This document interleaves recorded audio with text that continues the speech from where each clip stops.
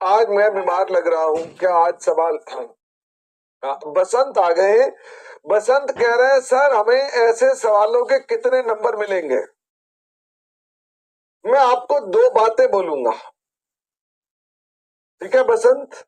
हालांकि मैं थोड़ा मजाकिया किस्म में बोलूंगा, लेकिन वो बातें बड़ी अटूट सत्य हैं। शायद तुम उनको समझोगे कि नहीं समझोगे। दो चीजों के पीछे मत भागना, एक पैसा और एक नंबर, ठीक है?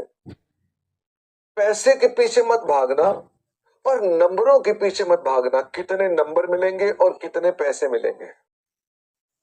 फिर आप कहेंगे सर ये दोनों चीजें ही ऐसी हैं कि इनके बिना तो गुजारा ही नहीं है। पैसा होगा तो घर चलेगा और नंबर होंगे तो डिग्रियां आएंगी। गीता यहाँ पर क्या कहती है? ये गीता में लिखा हुआ है, मैंने वर्ड बस नंबर बोल दिया, उसने यहाँ पर नंबर नहीं बोल रखा। गीता के अंदर उन्होंने शोभा बोल रखा है कि शोभा के पीछे मत भागो। शोभा होता है ग्लैमर, ओके? तुम अपने पैशन को फॉलो करना और पैशन में पूरी ताकत लगाना। तुम दिल से काम करना, ये गीता में लिखा है। तुम दिल से काम करना, पढ़ना भी तो दिल से, दफ्तर जाना तो भी दिल से, दफ्तर में काम करना तो भी दिल से, अपना काम करना तो भी दिल से। पैसा तो पीछे अपने आप आएगा, नंबर तो अपने आप पीछे पीछे आएंगे। और अगर आप इनके पीछे भागे तो आप स्ट्रेस्ड रहोगे, जीवन जीने का मजा भी ना आएगा, ओके? तो मैं उम्मीद करता हूं शायद आप कहीं ना कहीं आप अपने आप को थोड़ा सा बदलाव करने का प्रयास करेंगे। मैं जब ये बातें बोलता हूं ना, तो मैं आपको ये कहना चाहता हूं कि मैं आपको अपना बेटा और अपनी बेटी समझ के बोल रहा होता हूं, क्योंकि मेरे बेटे बेटी भी आप जैसे ही हैं। वो थोड़े से बड़े हो गए, आपसे 2 साल बड़े हैं। तो मुझे लगता है मैं अपने बच्चों को ही गाइड कर रहा हूं। मैं अपने बच्चों को भी यही कहता हूं कि पैसे के पीछे नहीं भागना। आपको मैं आपको सबसे बड़ा एग्जाम्पल तो अपना दे रहा हूं। मैं सीए कर रहा था, तो मैं जब सीए कर रहा था तो मैं तब भी बच्चों को ट्यूशन पढ़ाता था, बीकॉम वालों को और इन सबको पढ़ाता था। अच्छा, मेरे ऑफिस के अंदर मुझे बार बार ये कहा जाता था कि अरे भाई तेरा क्या होगा, तू दफ्तर में काम ही नहीं सीख रहा। सारे के सारे लोग काम सीख रहे हैं, तू काम ही नहीं सीख रहा। मैंने कहा हाँ सीख रहा हूँ, जितना मेरे को टाइम मिलता है मैं उतना करता हूँ। ऑडिट भी करता हूँ, टैक्स का काम भी देखता हूँ। तब जीएसटी नहीं था, सेल टैक्स होता था, वो भी देख रहा हूँ। सब काम कर रहा हूँ जितना जितना टाइम मिलता है। पर वो सब मानते थे कि इसका तो कुछ नहीं होगा। मैं जब अपने ऑफिस में था तो उसे माना जाता था, अंदर अंदर से सब बोलते थे इसका कुछ नहीं होगा क्योंकि ये काम सीख नहीं रहा है। अब मुझे भी चिंता हो गई। मैंने कहा यार अब क्या करें? बात तो कहीं ऐसा तो नहीं कि मैं ट्यूशन पढ़ाए जा रहा हूं तो कहीं गलत तो नहीं हो रहा है।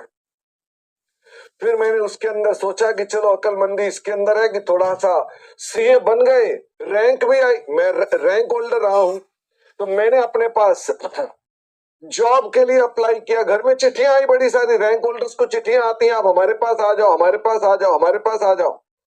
तो मैं जॉब में भी चला गया। तब मेरे पास पेजर होता था, ठीक है? मोबाइल फोन का जमाना नहीं था, तो पेजर होता था।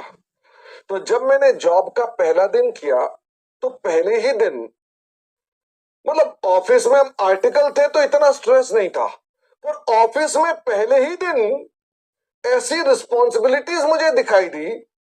मैं भाई साहब मैं तो इनका स्लेव हो गया, इन्होंने तो मुझे खरीद लिया। मुझे पहले दिन ऐसी फीलिंग आई कि भाई साहब ये तो मुझे खरीद रहे हैं। मैं इनका नौकर थोड़ी ना हूं, जैसे ये मुझे बोल रहे हैं कि आपका ये जिम्मा, आपका ये जिम्मा है। मेरा जिम्मा क्या है? मैं आप पढ़ाते हैं अपने राजाओं तरीके से, ये क्या बोल रहा है तेरा ये जिम्मा है? मैं पहले दिन ही मेरा दिमाग ब्लास्ट हो गया।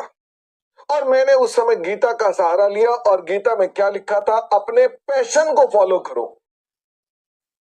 मैं उस रात बड़ा ही ज्यादा दुविधा में रहा कि मैं क्या करूं क्या करूं।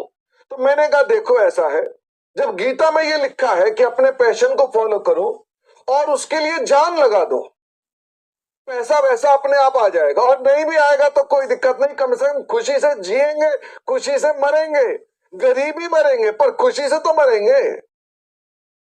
मैंने उस रात तय कर लिया कि नहीं, मैं किसी भी सूरत में जॉब नहीं करूंगा। सेकेंड डे में वहां इस्तीफा देने के लिए गया था, और थर्ड डे में जाके इस्तीफा दिया था। 3 दिन में उसके अंदर गया था। जब मैं 3 दिन बाद घर लौट कर आया, घर वालों को भी बताया। घर वाले मेरे कभी भी इंटरफेयर नहीं करते थे, कह रहे थे ऐसी तैसी करा, कुछ भी कर, हमें कोई फर्क नहीं पड़ता। मेरे दोस्तों को जब पता चला कि ये जॉब छोड़ आया है तो वो तो पहले ही कहते थे इसका कुछ नहीं होने वाला। तो उन सब के हिसाब से तो इसे कुछ आता जाता भी नहीं, और जॉब मिली थी वो भी छोड़ दी इसने। मैंने अपने पैशन को फॉलो किया। मुझे पेजर पे बच्चों के मैसेज उस दिन भी आ रहे थे, शर्मा जी कहाँ चले गए, वापस क्यों नहीं आ रहे, और मैं 3 दिन बाद उनके बीच फिर से पहुंच गया।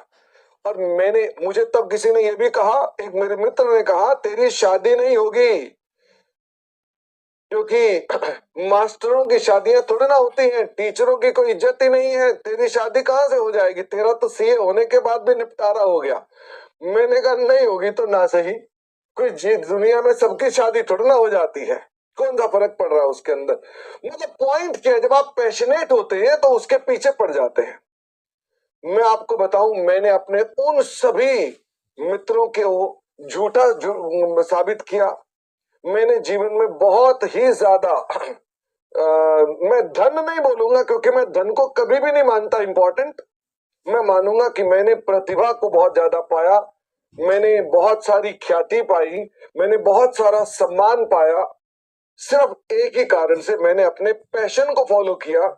और वही मैं आपसे कह रहा हूं, कभी पैसे और बाकी ख्याति के पीछे मत भागना। आप मानना कि हम ऐसे तैसे करा लेंगे, पर जीवन जिएंगे अपनी शर्तों पर।